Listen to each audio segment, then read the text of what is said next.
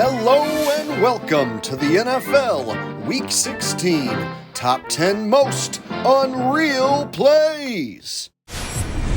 Welcome back, disgruntled sports fans. Another week, another Top 10. Let's start in Los Angeles, where Derek Carr does what Derek Carr does best. This guy right here has made a boatload of money throwing into double coverage. Do you guys know Derek Carr has made about $100 million throwing balls like this? Yeah. Derek Carr throws balls like this into double coverage, which get picked off quite often, and he has made a career out of doing this to the tune of about $100 million. Yes, look it up. Now, anyone who watches my weekly scripted picks videos, you know that I was basically the only guy on the internet who picked the Raiders to upset the Chiefs on Christmas in Kansas City.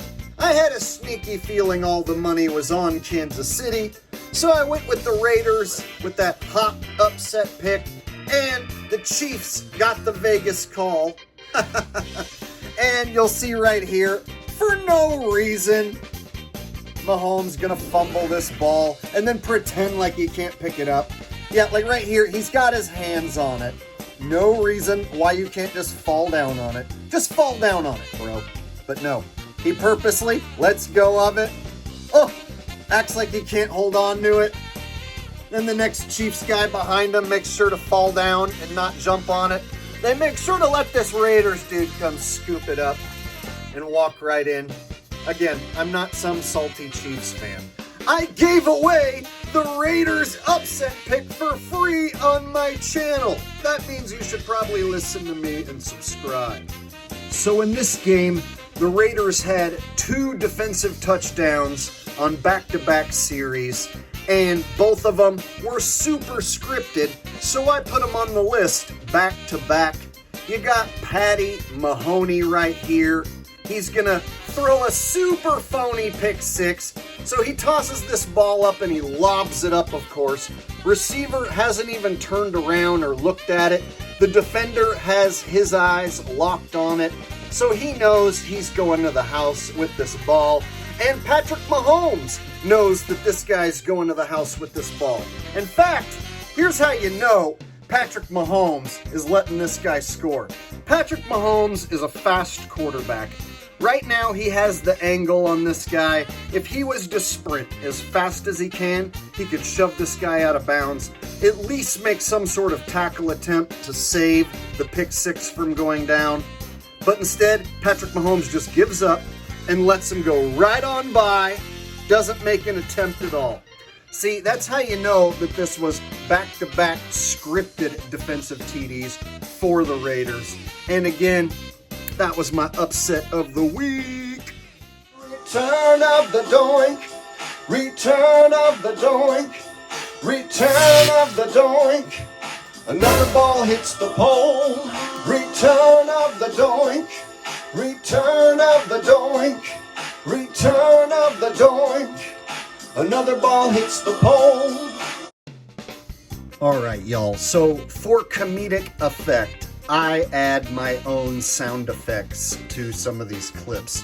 But there was a sound when this doink happened, when this ball hit the upright. It made a sound that was so loud, I've never heard a ball make this noise before when hitting the upright. So I'm actually going to play you the clip in full speed so you can hear the sound that it made. Listen very closely.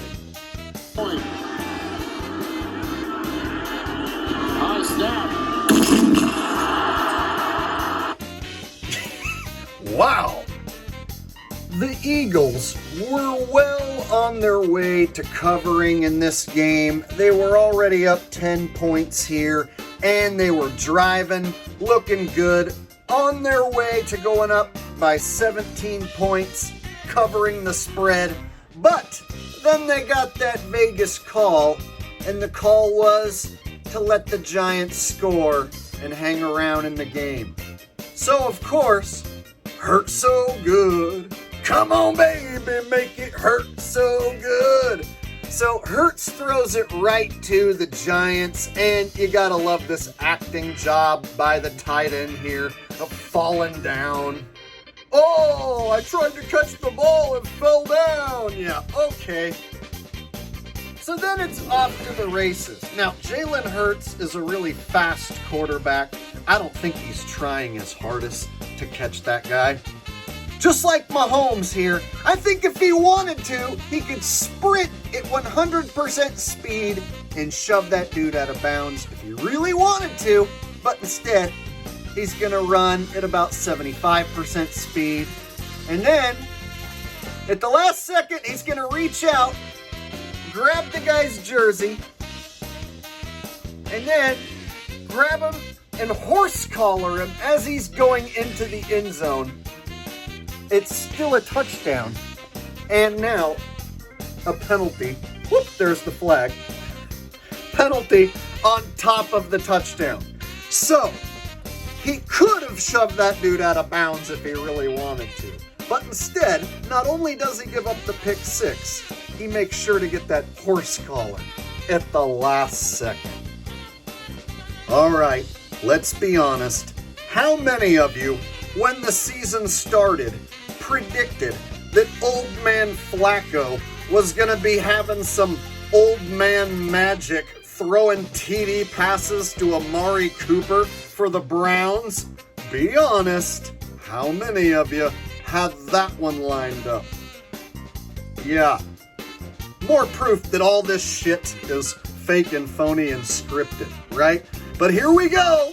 Old man Flacco coming off the couch with some of that old man magic. And when you got somebody as good as Amari Cooper, then of course you're automatically going to score yourself a cupcake touchdown. I mean, look at this defender.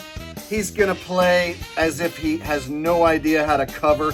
He just waves his arms around and falls down for no reason. Yeah, okay. So Cooper just makes a regular routine catch. The defender, like I said, he waved his arms around for no reason, fell down for no reason, and now all Amari Cooper's got to do is just trot into the end zone. Like I said, man, cupcake touchdown, old man Flacco magic. You can't script it any more stupider than that, can you?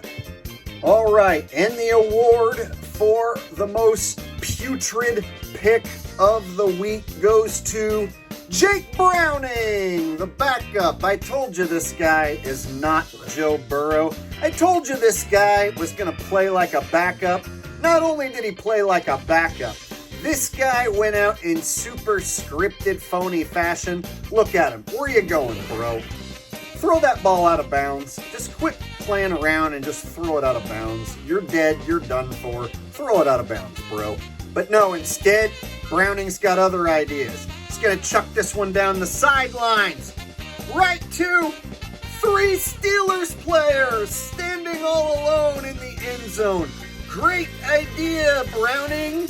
Yeah, exactly. So there wasn't a Bengals guy in sight. That's a red zone pick right there. I don't know how anyone thinks that this is real football anymore, but they do. They do. So in this game, we got the super scripted, phony hurdle play where one man jumps over another man. It's pretty ridiculous in my opinion. I can't recall when I played football ever having anyone jump over me like this. It's so ridiculous, so planned out. It's like a pro wrestling move. I mean, come on, y'all. I'm going to back it up, and we're going to go over this frame by frame, why it's so ridiculous. So, this guy right here, he does this thing with his arms where, like, he makes it obvious he's about to go down low. And then he doesn't actually make a tackle attempt. He just dives at the shins. See? And then once he's Once he's underneath, then he just rolls nice and safely out of the play. And then Zeke dives it in. So that right there, in my opinion, like they went over that and rehearsed that, and it looked completely rehearsed. So if this defender really wanted to make a tackle and he wanted to go for the legs, you want to keep your eyes on the legs and wrap up with both arms. So you would want to open your arms wide and then wrap up both those legs. So that once he goes up in the air, you should be wrapping up his legs right here. But instead, you see, he just dives for the shins. He has no plans on actually making the tackle, so he doesn't try and wrap up the legs right here at all, like you would be doing if you were actually trying to make the tackle. And then the way he safely rolls out of the play right here, very, very rehearsed looking. So again, this right here, whenever you see a man jump over another man, you know you're looking at a rehearsed WWE style play. This play right here, man, is some extra phony rigoroni with a side of baloney. All right, let's watch some of this awesome coverage in the NFL, or should I say lack thereof. So, okay, number 32, it looks like he's going to attempt to cover Slayton here. Let's see what NFL coverage looks like from a professional defensive player. Okay, so first off, he half-ass runs with a bad angle and purposely starts off by getting smoked. We're off to a great start. And it looks like he's purposely running at about 60%. Let's Slayton make the catch. And now, the only thing left to do, go for some of that sweet, sweet feet action, which you all know NFL players love feet. So he goes for some of that sweet feet action. And in amazing form, look at this. Leaves the earth. He's basically flying right now, like Superman, going after some of that sweet feet action. But, oh, like always, completely misses, whiffs, and lands on his head. Right? Textbook NFL tackling from a professional defensive player. Gotta love it. And that, my friends, brings us to the number one most rigged play of the week. And it's got to be the referee safety. I mean, why wouldn't it be? I mean, I've seen a million bazillion fake football games. I'm sure you have too. When was the last time you saw a referee cause a safety? Look at referee back trot his way into the end zone and then, pretend to fall over nothing. Stick his legs up and, trip Lamar Jackson for a safety. Hilarious. I mean, like I said, y'all, I've seen a million bazillion football games, and I'm sure you have too. But when was the last time you saw a referee causing a safety? I mean, it's getting ridiculous. And you can tell by the way he's backpedaling in perfect unison with Lamar here that he's lining up, that they scripted this. They practiced this. Yes, they scripted and practiced this. I'm telling you. He's going to shuffle. He's going to do a little foot shuffle and then trip over nothing. See? And then he safely uses his hand to cushion his fall right on his butt, nice and safely, so that he doesn't get hurt at all.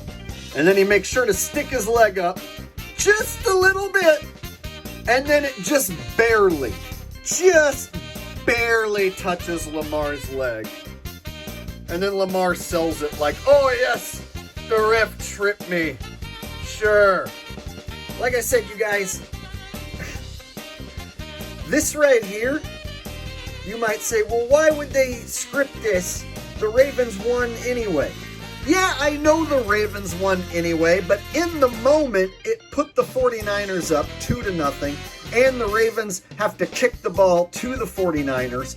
I would say that this is a live betting trap to get you to think that the refs are working against the Ravens, get you to think that the 49ers are about to beat the Ravens down, getting a safety, and they're about to get the ball.